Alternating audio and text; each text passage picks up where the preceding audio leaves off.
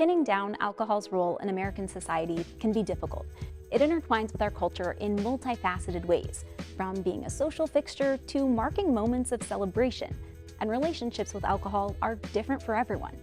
Some enjoy it in moderation, some have never had a sip, and others are still exploring what's right for them.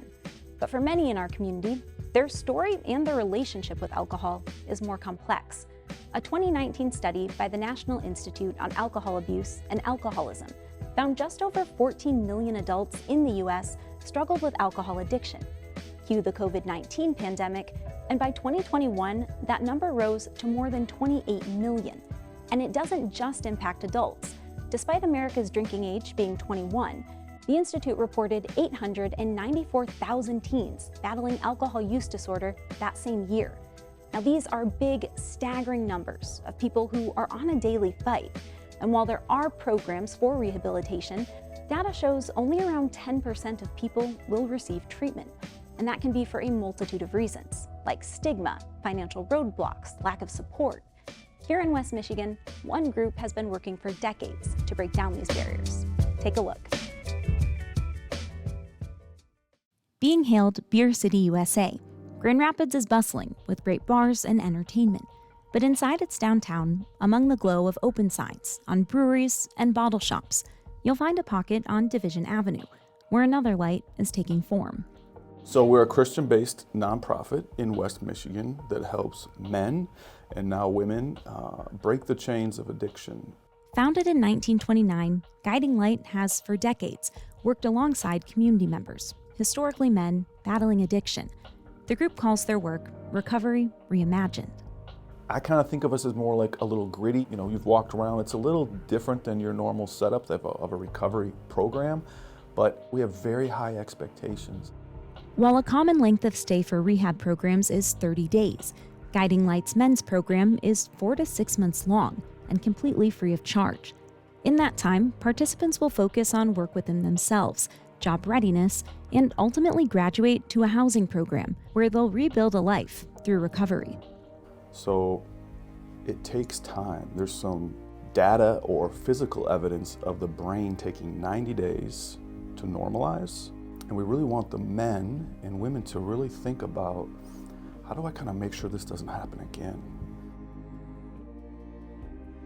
Another big thing that we offer people is a community.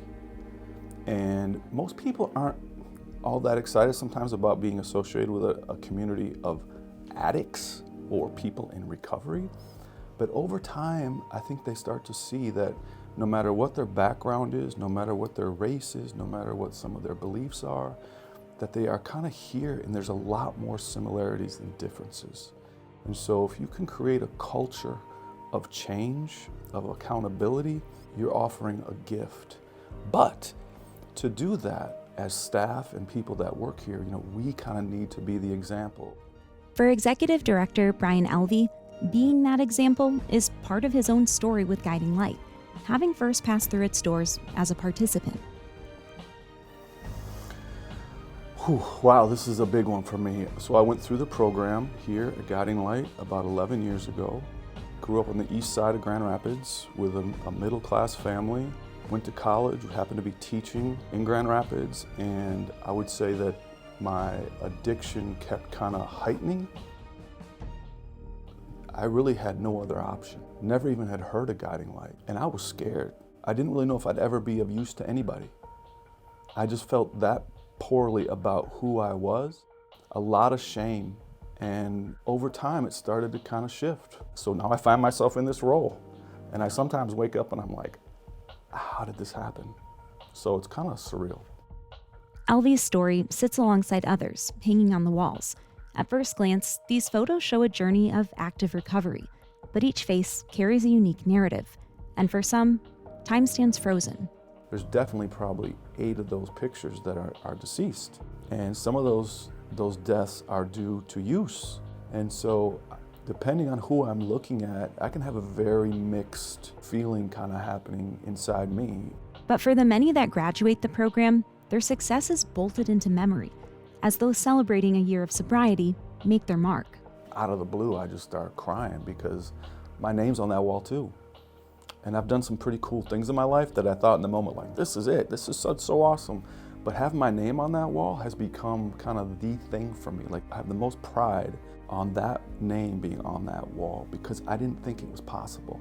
The plaque plays part to a new chapter of life, with many carrying with them the stories of others who are no longer here, and inspiring brothers whose footsteps follow closely behind them on their ongoing road to recovery.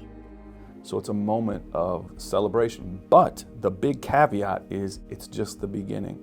It's not a finish line. Recovery is a lifelong journey. But man, to have someone say, this is how my life started, this is who I've become, and these are the things that happened along the way, we find that to be a treasure.